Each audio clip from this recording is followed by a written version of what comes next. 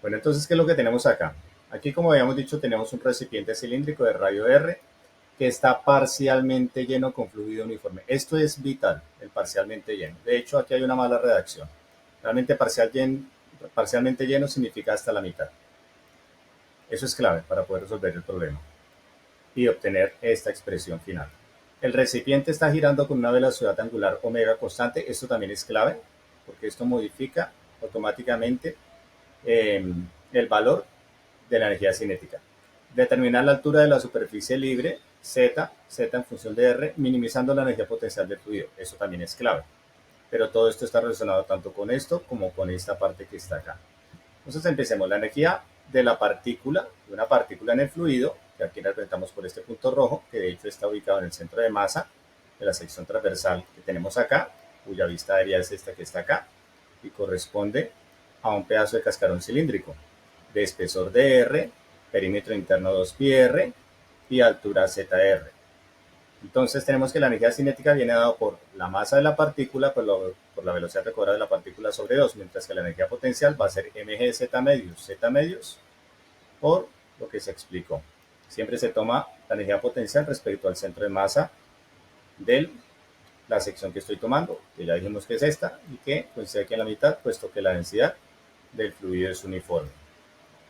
Aquí lo están diciendo. Bueno, entonces tenemos que la energía cinética viene dado por este término que está acá, donde b cuadrado es simplemente r punto al cuadrado más r cuadrado teta punto al cuadrado más z punto al cuadrado, que esta es la versión de la velocidad al cuadrado en coordenadas cilíndricas. Sin embargo, para cuando la velocidad angular es constante, ya no hay movimiento del fluido hacia la pared ni hacia arriba, sino que en un marco de referencia no inercial que está rotando con el recipiente cilíndrico, uno ve que el fluido está en reposo respecto a la rotación del recipiente cilíndrico, es decir, pues porque va rotando con él. Entonces, como si estuviera en reposo respecto al recipiente cilíndrico. Por ende, no hay un R punto, o R punto es igual a 0. El teta punto corresponde a la velocidad angular omega, y el z punto también es 0. De esa forma, solamente sobrevive este término que está acá. Y aquí tenemos el término de energía potencial para formar el lagrangiano de una sola partícula. Si voy a considerar el lagrangiano de todo el fluido, pues tengo que integrar entre 0 y R para sumar todos estos cascarones que están acá y dar cuenta de todo el volumen del fluido. Aquí entonces vemos encerrado en un recuadro verde la integral de volumen correspondiente, recordando que la relación entre densidad, masa y volumen es ρ igual a m sobre b. Entonces, m es igual a ρ por b. Ρ es la densidad del fluido. Aquí tendremos un dB porque tenemos un diferencial de volumen que corresponde, como ya dijimos, a este recuadro verde. Es igual al perímetro por el espesor por la altura, como ya habíamos mostrado aquí en el dibujito. 2πr por el dr por la altura. Corresponde al volumen de esta sección del cilindro. Ahí está el dB. Y tenemos el ρ que ya habíamos mencionado, tenemos el 1 medio que ya lo teníamos acá, y tenemos la componente que sobrevive de la velocidad, que es r cuadrado omega cuadrado, que es la que está acá. Ahora, para la energía potencial entonces tenemos g medios, aquí está, la integral entre 0 y r también, porque estamos considerando la integral de volumen. Recordemos que esta masa implica una integral de volumen, cuyo diferencial de volumen está aquí, que como podemos ver es esta misma expresión que está acá. Por el z correspondiente y sobre 2, aquí salió el factor 2. Listo, entonces realizamos el álgebra, obtenemos esta expresión, y si miramos la restricción, que en este caso vamos a trabajar con la restricción de volumen por la siguiente razón. Estamos trabajando nuestro sistema coordenado con respecto al piso del recipiente cilíndrico. Si consideráramos el otro tipo de restricción de la cual se habló en una sección anterior, como el área que está acá más el área que está acá me da un área total igual a 0, puesto que esta es positiva y esta negativa, esa sería válido o se puede usar, pero en un sistema coordenado de este tipo, centrado sobre la superficie cuando el fluido está en reposo. Entonces, cuando el sistema de referencia está centrado sobre el fondo del recipiente cilíndrico, lo mejor es trabajar con esta restricción, dada la geometría del problema. Entonces, tenemos que el volumen es igual a pi r cuadrado por h, donde r es el radio externo del cilindro, del recipiente, y h es la altura inicial que ocupa el fluido en reposo. Bueno, aquí el dibujo obviamente no corresponde a lo que se mencionó ahorita, y es que parcialmente lleno significa lleno hasta la mitad, pero nos sirve para darnos una idea de lo que está ocurriendo. Entonces tenemos nuevamente una integral de volumen, aquí está, que es esta expresión que está acá. Entonces al integrar el diferencial de volumen, pues obtenemos el volumen total, es esto. Listo. Entonces, ¿qué tenemos? El lagrangiano está expresado en términos de las coordenadas r, que es la variable independiente, z, que depende de r, y z punto, que significa la derivada de z respecto a r. Ojo con este punto que está acá. Usualmente en física se designa para mostrar la derivada de la variable con respecto a la variable tiempo, pero en este caso, como la variable independiente es r, este z punto es z' de r. Listo, entonces, ya tenemos que la expresión del lagrangiano en su forma diferencial es esto que está acá, aquí. Es decir, omitimos la integral, aquí está ese término, y esto que está acá, que es esto que está acá. Y nuestra función de restricción es esta, que corresponde a la expresión del diferencial de volumen. Bueno, es decir, tenemos f de rz menos esto es igual a 0, que es como acostumbramos a utilizar las restricciones en este tipo de problemas. Aquí tenemos nuestra ecuación de Euler-Lagrange, en coordenadas generalizadas, y aquí tenemos la restricción. Ya sabemos que es una sumatoria de lambda porque depende del número de restricciones que impongamos. En este caso es una sola restricción, entonces tenemos solamente un lambda. Tenemos que el Q es igual a Z y el Q punto es igual a Z punto. Entonces, dl de Z sería este primer término que está acá, de, en lugar de tener la derivada respecto al tiempo, tengo la derivada respecto a R, como ya habíamos notado. Y dl de Q punto es dl de Z punto, que como podemos ver es igual a 0, puesto que esto no depende explícitamente de Z punto. Más lambda de f de z, y pues de f de z ya sabemos que es igual a 2πr, que es lo que vamos a colocar por acá.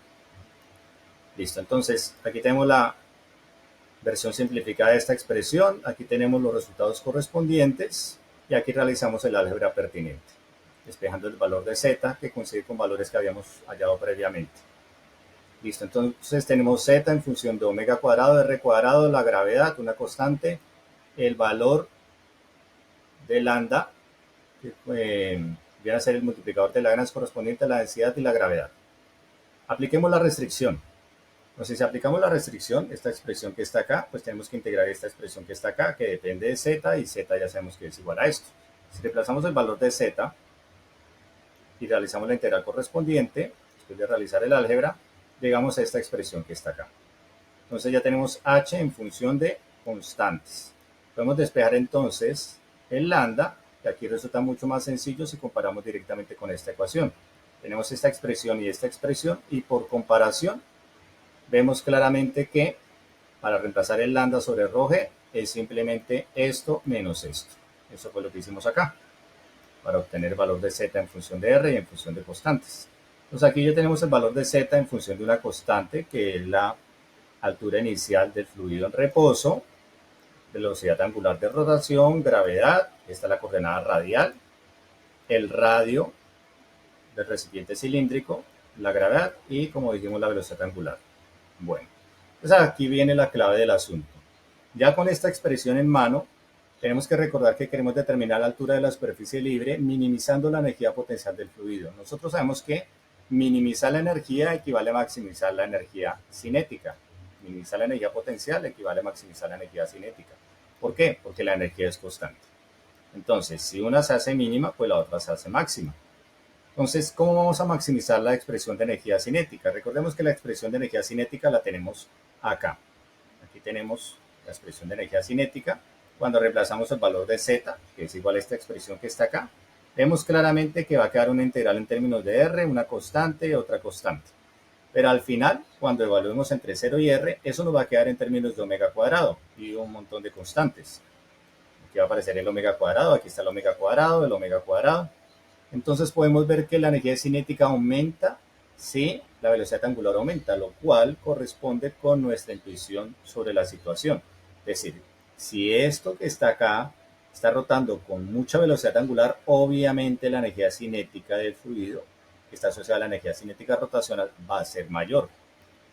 ¿Cuánto mayor? Depende de la geometría del problema. ¿Por qué? Porque a medida que esto esté rotando más y más, pues el fluido se sube más y más y más y se va hundiendo aquí más y más y más. Eso es lo que esperamos y eso es en efecto lo que ocurre. Va a llegar a un punto en el cual no pueda seguir subiendo porque si alcanza la altura máxima del borde del recipiente se va a regar. Y eso es lo que suponemos que ocurra acá.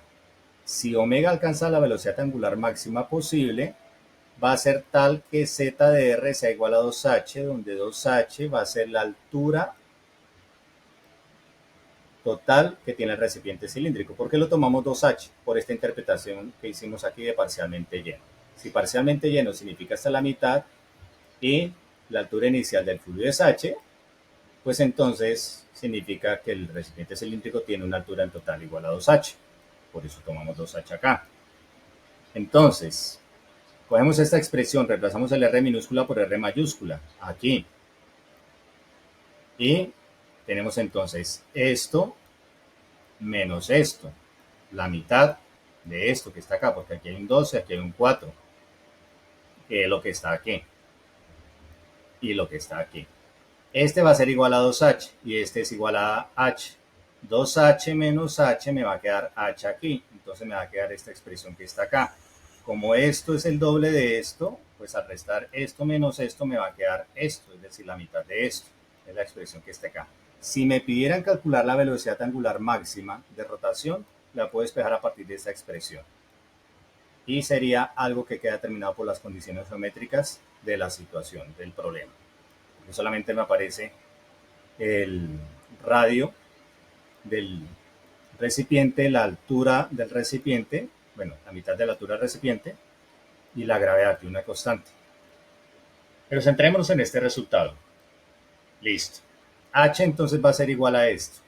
Reemplacemos H igual a esto acá. Aquí vamos a suponer que vamos a calcular el ZR para cuando estamos tomando la situación en que el fluido rota con la máxima velocidad angular posible. Entonces sabemos que el H vale esto, lo reemplazamos acá. Aquí tenemos un omega igual a omega máximo. Entonces como esto es igual a esto y se está restando vale 0, va a quedar solamente esto que está aquí. Es decir, ZR va a quedar igual a esta expresión que está acá. Que si nos damos cuenta coincide con la expresión que está acá, salvo que aquí no aparece clarificado el subíndice. Este subíndice m significa que esta es la máxima velocidad angular a la cual puede rotar el sistema. Y con eso queda resuelto el problema.